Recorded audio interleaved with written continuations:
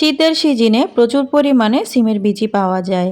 আর পুক্ত সিমের বিচি দিয়েই এত সুস্বাদু রান্না যে হয় সেটা না করলে বুঝতেই পারবেন না। দেখুন আমি সিমগুলোকে পরিষ্কার করে নিয়ে ফ্রোজেন করে রেখে দিয়েছিলাম। এবার আমি রান্না করছি। এতটা মজাদার হয়, না খেলে কিন্তু আপনারা বুঝবেনই না। আসসালামু আলাইকুম এভরিওয়ান।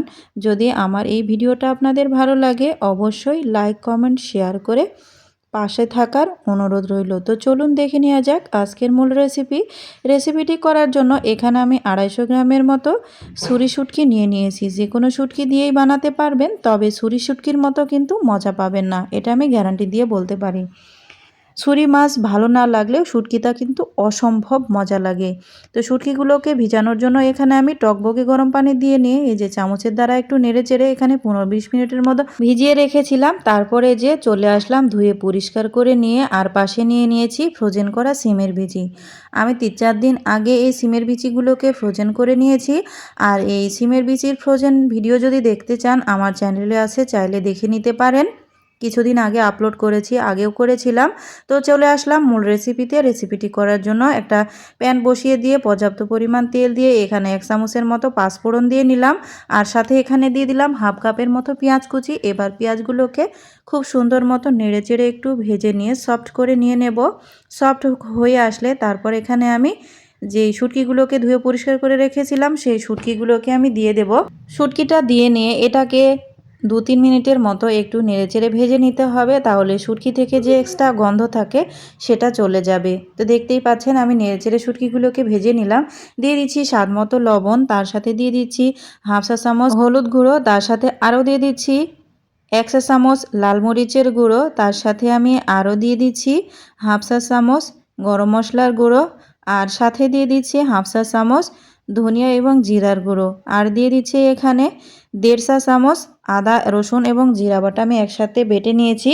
আমি পাটায় বেটে নিয়েছি। আর পাটায় বাটা মশলা দিয়ে কিন্তু যে কোনো রেসিপি করলে খেতে অসম্ভব মজা লাগে। তো আমি এই শুটকিটাকে কষানোর জন্য একটু পানি ব্যবহার করেছিলাম, ওটা স্কিপ হয়ে গিয়েছে। আর সাথে দিয়ে দিচ্ছি 3-4টা কাঁচামরিচগুলোকে আমার ফ্রোজেন করা ছিল।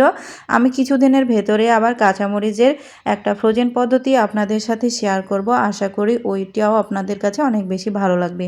শুটকিটা খুব ভালো মতো কষিয়ে নিয়ে তারপর আমি সিমের বিচিগুলোকে দিয়ে নিলাম। সিমের বিচিটা দিয়ে আবারও খুব ভালো মতো এগুলোকে নেড়ে চেড়ে মিশিয়ে নিয়ে নিতে হবে। একটু ভালো করে নেড়ে চেড়ে মিশিয়ে নেবেন, তাহলে কিন্তু সিমের বিচি থেকে যে এক্সট্রা গন্ধ ওটাও চলে যাবে। তারপর আমি এখানে কষানোর জন্য কিছুটা পানি ব্যবহার করছি। যেহেতু সিমের বিচিটা অনেকটা পুক্ত সেহেতু অবশ্যই পানিটা ব্যবহার করতে হবে কষানোর জন্য। পানিটা দিয়ে নেড়েচেড়ে আমি ঢাকনা দিয়ে ঢেকে দিলাম। বলকটা চলে আসলে তারপর আমি ঢাকনাটা খুলে এগুলোকে একটু নেড়েচেড়ে নিয়ে নেব। দেখুন কতটা লোভনীয় লাগছে। সিমের বিচিগুলো কিন্তু গলে যাবে না, জাস্ট এগুলো সিদ্ধ হবে এবং এই বিচিগুলো এরকমই আস্ত আস্ত দেখতে পাবেন। তো কষানোর লাস্ট পর্যায়ে এখানে আমি পাকা টমেটো ব্যবহার করছি। আর যে কোনো রেসিপিতে কিন্তু পাকা টমেটো ব্যবহার করলে অনেক বেশি ভালো লাগে। আপনাদের কাছে যদি টমেটো না থাকে, সসটা থাকে, সেক্ষেত্রে সসটা দিবেন। কালারটা যতটা সুন্দর হবে তার চাইতে খেতে কিন্তু দুর্দান্ত মজা হবে। আবারও আমি ঢাকনা দিয়ে ঢেকে দিচ্ছি এই তরকারিটা পুরোপুরি কষিয়ে আসা পর্যন্ত। তরকারিটা এমনভাবে কষাতে হবে যেন কোনো পানি না থাকে। তেল যখন উপরে ভেসে আসবে তখন মনে করবেন তরকারিটা কষানো পারফেক্ট হয়েছে। তো দেখুন কষানো হয়ে গিয়েছে। এই পর্যায়ে এখানে আমি কিছুটা পানি দিয়ে দিচ্ছি। তারপর এটাকে আমি নেড়েচেড়ে দিয়ে দিচ্ছি। এখানে আমি কুসুম গরম পানিটা ব্যবহার করেছি। গরম পানি করেছিলাম কিন্তু সেটা কিছুটা ঠান্ডা হয়ে গিয়েছে। চেষ্টা করবেন গরম পানি ব্যবহার করার, তাহলে শুটকির যে একটা উটকো গন্ধ থাকে সেটা কিন্তু আর লাগবে না। দেখুন টকবকে বলক চলে এসেছে। আমি যেহেতু সিমের বিচিটাকে খুব ভালো মতো কষিয়ে নিয়েছি সেহেতু খুব বেশি নাড়াচাড়া যাবে না, আলতো হাতে নাড়তে হবে। এখানে আমি পেঁয়াজ, রসুন, মরিচের একটা বাগার দিয়ে দিচ্ছি। তাও এটা দিলে কিন্তু তরকারির টেস্টটা 4 গুণ বেড়ে যায়। যারা এরকমভাবে বাগার দিয়ে তরকারি রান্না করে তারা জানেন এর স্বাদটা কত। আর যারা এখন পর্যন্ত করেননি তাদেরকে অনুরোধ করব আমার মতো রেসিপিটি ফলো করে রান্না করতে, তাহলে কিন্তু বাড়ির সবাই আঙ্গুল চেটেপুটে খেয়ে ফেলবে। তো দেখুন এটা হচ্ছে আমার রান্নার ফাইনাল লুক। আমার রান্নাটা হয়ে গেছে। আমি কিছুক্ষণের ভেতরে চুলার জালটাকে অফ করে দিয়ে দিব। তো চুলার জালটাকে আমি অফ করে দিয়ে দিলাম। কিছুক্ষণের জন্য আমি তরকারিটাকে ঠান্ডা হতে দিয়েছিলাম। গরম যেকোনো খাবার সিরামিক্সের বাটিতে ওঠানোর আগে কিছুটা ঠান্ডা করে নেবেন, তা না হলে কিন্তু ফেটে যেতে পারে। তবে আমার এটা ফাটার কোনো চান্স নেই, এটা মার্বেলের একটা বাটি। তো বন্ধুরা, এই রেসিপিটি কিন্তু ভাত, রুটি, পরোটার সাথে খেতে অসম্ভব মজা লাগে।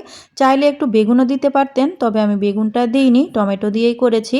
তাতেও কিন্তু অনেক বেশি মজা হয়েছিল। কেমন লাগলো রেসিপিটি অবশ্যই আমাকে লাইক, কমেন্টস এবং সাবস্ক্রাইব করে জানিয়ে দেবেন। ধন্যবাদ।